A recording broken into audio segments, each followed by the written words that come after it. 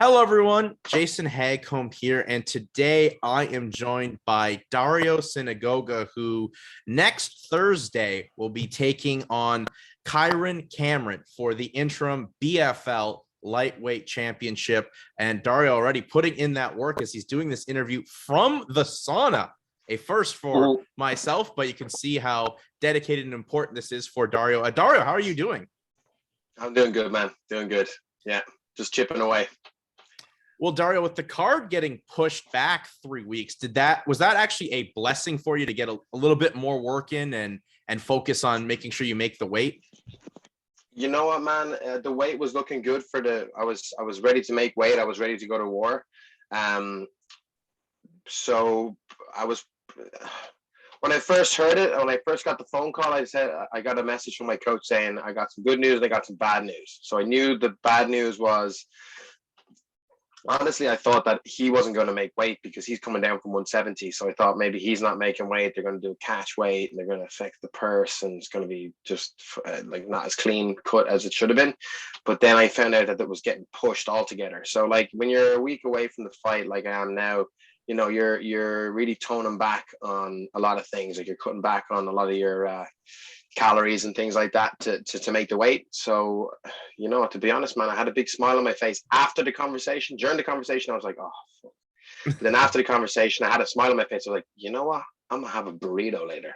And I'll put rice in that motherfucker. So I was kind of happy to be able to replenish a bit. So I spent a couple of days, like just the weekend from I think you found out on the Thursday or the Friday. And I spent the weekend just kind of like still training hard, but like, you know, got some carbs back into me and kind of replenished my body.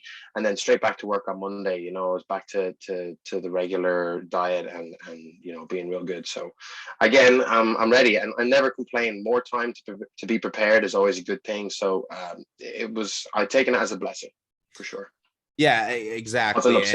And you know, you got more time to sharpen your skills as well. So in way, it works an advantage for really everyone on the card, but especially you and Kyran, who are main eventing this card.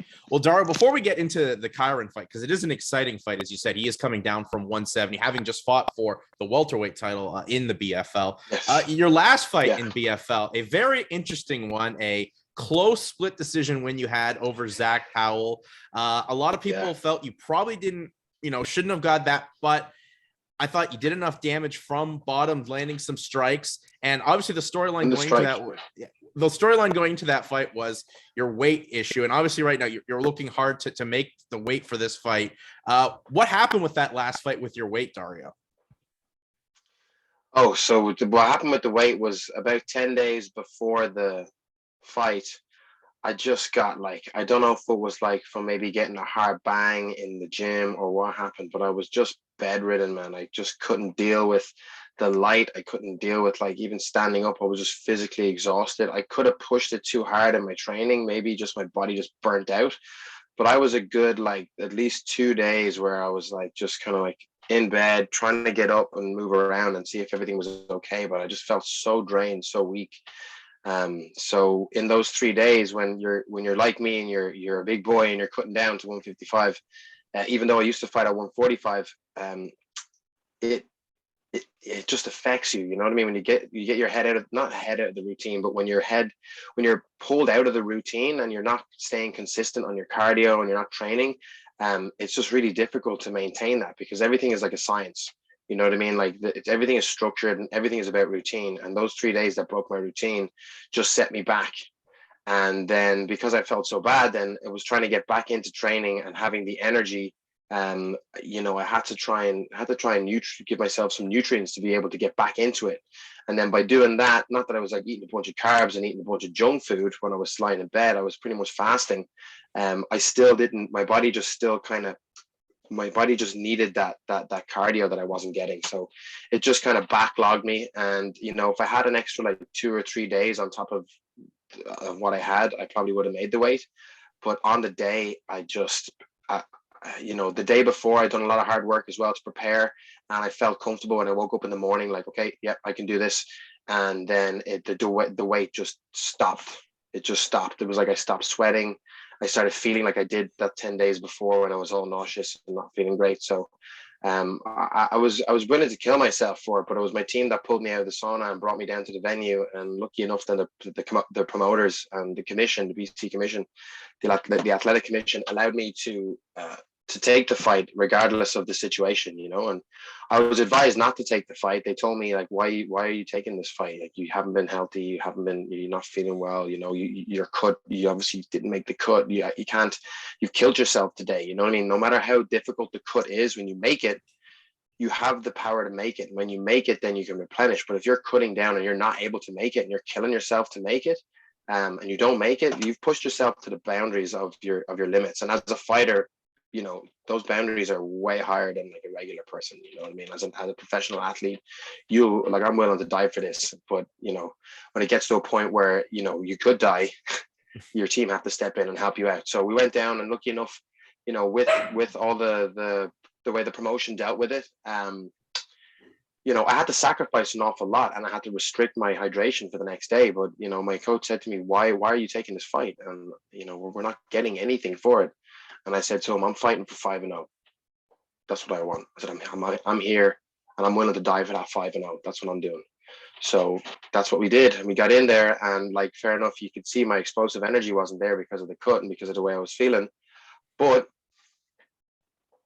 in all due respect to the game, like, you know, I don't have to stand up for myself because the judges made their decision, and it's not up to me. It has nothing to do with me, you know.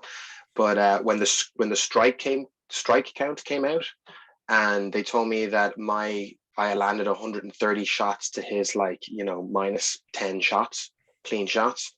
It made so much sense to me. I was like, you know, promoters want the show to be exciting, you know what I mean? And like, the days of just being able to hold a guy down and subdue him and just make a fight really boring, you can even see now in the professional game, like, you know, Battlefield, Cage Warriors, you know, even in the UFC, you know, when people are getting held on the ground and stuff like that, you know, the referee is going to stand people up and get them moving, you know. And in all fairness, the referee maybe should have stepped in a couple more times. He stepped in a few times, but maybe he should have stepped in a few more times to kind of be like, listen, you know, Zach, you got to progress, you got to do something. But because I was landing damage, it was almost like I was the one who was maintaining it. If I just held him down, he probably would have just got stood up again, you know what I mean? And you can see in the first couple of rounds, when he took me down, I was striking him because I wanted to open his hands up to protect from the strikes. And once you protect from the strikes and his hands aren't together, then I can wall walk, or I can get out of the situation. But you could tell after the first round, he was exhausted. He didn't even know what round it was after the first round. And when we got back in there, then his skills just turned to just paperweighting me and holding me down on the ground. And even though he was taking clean punches to the face and elbows and to the ribs, he's just held on to me because he didn't have the energy to stand up and fight. You know what I mean? So I don't think that people should be warranted like points for not fighting. You know what I mean? You got to bring the fight. You know what I mean? You see it in the UFC. You know, you see like Bisping and Silva, like, Bisping won that fight, I think, because Silva was just counterattacking. He wasn't making an exciting fight. He wasn't there for the fight. He was there to cash his check, move around, and counter anything Bisping threw at him. But Bisping brought the fight to him, and that's why he won. Even though he took a good beating, it was all about, you know, we're fighters. You got to fight. You can't just fucking go in there and lie on somebody, you know. And you come up from a wrestling background, okay, I understand that, like, that's what you got to do. But you're going to see in this next fight that if you'll see whoever is standing in front of me is up against a really big challenge. And I think Zach Powell will see that if he stood in front of me the way I'm going to be for this fight, that he would have had no chance as well. So the decision, I think, is the right decision. Well, fair enough. And, you know, thanks for the in-depth look at the weight miss, because a lot of people look at, oh, someone misses weight by that much, they're unprofessional. But obviously your body I was fully aware, I was fully accepting that I wasn't going to fight. Right. They gave me the opportunity to fight by stripping me of my purse, by limiting me by 83. I couldn't be over 183 the next day or something like that. And then they left me waiting like an hour, 2 hours. And then after that, oh, good. And Sorry then after about that, then they came back to me. Oh, good. They came back to me. They kept me waiting for a long time, and they knew exactly what they were doing. They were leaving me there dehydrated. I wasn't able to drink water after he had already made weight like an hour, 2 hours before. And they left me waiting there, back and forth, and they basically whittled me out of another 2 or 3 hours of drinking water. And then at the end, they took 100% of my purse, and they limited me to being able to rehydrate over 178 pounds the next day. You know, so yeah. Even though you're saying I shouldn't have fought, that's unprofessional, blah blah blah.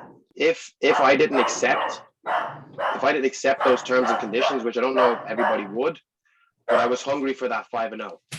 So I totally agree. Like, hey, you know what? You got to go out there and do what you got to do. But I'm more saying I sacrificed what I had to sacrifice. I'm more saying, you know, thanks for the in-depth look at your perspective on it, because everyone can just have a perspective on why someone didn't make weight or anything of that nature. And you gave us a much more in-depth detail than I think anyone was expecting. And then to your point on the fight, the name of the game in scoring is damage, right? And you definitely delivered more of the damage in that fight. As you stated, you outstruck Zach in that fight. And now that leads us to where you are right now, Dario, where you're fighting for an interim title, the interim lightweight title against Kyran Cameron, and a fight that should be very exciting. Like, obviously, Kyran, as you said, we said before, is coming down from 170, just fought for the welterweight title. What are you expecting from Kyran? Because this looks like a striker's delight, Dario. Yeah, it's going to be a banger for sure. Like he's like dangerous on the ground, but he's not the kind of person to take somebody down. So he's the kind of person where if he gets taken down, he's going to look for submissions rather than trying to stand up, is what I've noticed anyway.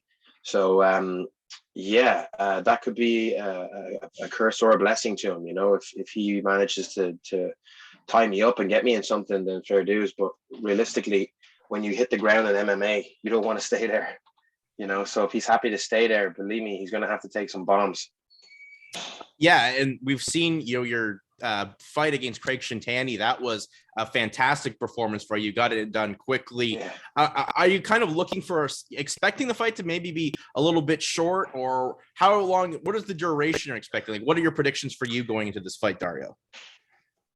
Judging by my statistics at the moment, I get stronger every round. That's how it's been since the start. That's what we try to aim for. We try to get stronger every round. So I can imagine the first couple rounds might be a little bit more like feeling each other out and just getting their distances and stuff like that. But if he makes a mistake, I'm definitely going to try and capitalize on it. And if you want my prediction, I'm going to predict it's not going to go all 5 rounds. Because if he's not able to keep up with my pace, then he's going to get into some really deep waters. And if he can't keep up with that, then that's when he's going to start making mistakes. He's going to panic.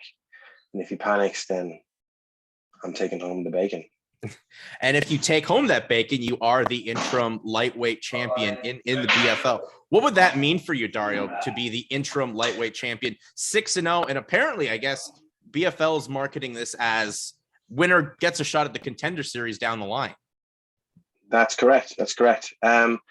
I don't fight. I never started fighting to go to the UFC. I just started fighting because of my own willpower and my own dreams and my own quest of self-worth in the game and, you know, ability. So it's just nice to get some recognition, really, eventually. It's nice to get some of that recognition that I feel like I've been trying to get for a long time. But it's not even recognition for being able to go to UFC and make money from this. I'm just happy to living the life that I live, because it's been a long road, and I've lived 2 lives for many years, like trying to live, you know, as a bar manager and as a full-time fighter. And then back home in Ireland, I was running my parents' restaurant. They have a fish and chip takeaway, and actually just won best fish and chip takeaway in Ireland. My brother's running it at the moment, so he's a chipper champ at home in Ireland, so I'm hoping to become a champ over here too. So yeah, it's been a hard road. You know what I mean? Like, I know people that did the full-time job that I did, and that's all they did. You know, a little bit of exercise, and then I know people that were in the gym training full-time, and that's all they did. You know, and they had a part-time job to survive doing that. And I was doing full-time job, full-time fighting for many, many years, like almost 10 years. I've been 13 years training, and only in the last, since I got my PR in 2019, I've actually consolidated my life into just fighting and teaching and instructing and having clients, you know, from all over the scales, from, you know, big boys that want to be fighters to, you know, little 6-year-old girls who just want to learn how to defend themselves. you know. So I work with everybody, and that's one of the best things about my job. And what I love about fighting is that, you know, I just want to see everybody get better, you know, as well as myself, you know. Not everybody has to compete, but, you know, we're all trying to fight for our confidence and fight for our self-worth and fight to defend ourselves if we need to. Where would you say you've gotten better, Dario, since the last time we saw you back in the summer of last year? So the summer of last year, as in like you're talking about when I fought Shintani, like taking. I'm talking about like since the Powell fight. Where would you say you've gotten sharper and improved at? Oh, since the Powell fight, I've just kind of like elevated. You know, I've ascended to another level, I believe. And that's all thanks to my team that I have here. I got Jonathan Hutchinson here, Coach Hutch MMA. And I have obviously my head coach, Ryan Diaz, here in Diaz Combat Sports. And those guys are awesome. So I see boys having a chat outside. So,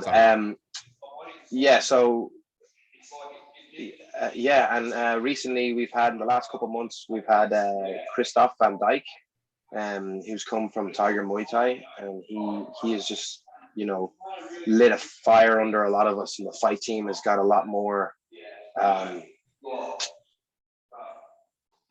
elite. I'm going to say we got a lot more elite. So now it's like we're only as weak as our weakest link, and it's like a situation where it's like, you know, it's invite only. You know what I mean? Yeah. So you gotta be elite to be in it. You know, so that's really helped me as well, because when I'm training now, it's not just about getting lots of different rounds in with different shapes and sizes. It's about the quality of the rounds, and it's about everybody sharpening themselves off other people. So a classic steel sharpens steel. Steel sharpens steel, iron sharpens iron. And Dario, we're hoping, I guess you're hoping in a week's time that you'll have some gold around your waist, and moving to 6-0 too. That's nothing to sneeze about. Yes, with sir. The last 3 fights against some of the top lightweights in all of Canada. Dario, I thank you for this time. Before I let you go, plug yourself out there on social media where people can follow you and keep in touch, as this is a big fight coming up for you next week. Yeah, totally. And I've been posting a lot of stuff, and Battlefield have been posting a lot of things. So I'm reposting them. You can see some, like the knockout from Craig Shintani, and you see a lot of stuff, and kind of like, you know, check out my page. You'll see, you know, kind of, you'll get to see my story a little bit better and kind of see, you know, what kind of person I am. But my Instagram and Facebook is Dario Sinagoga. MMA is a picture of me in the Battlefield cage. Can't miss me with my head coach Ryan Diaz in the background. You know, shout out to my sponsors. Moto Concept over on the North Shore in Vancouver. Those guys have been helping me for a long time. They're super awesome. Jay, Patrick, and Ryan. Can't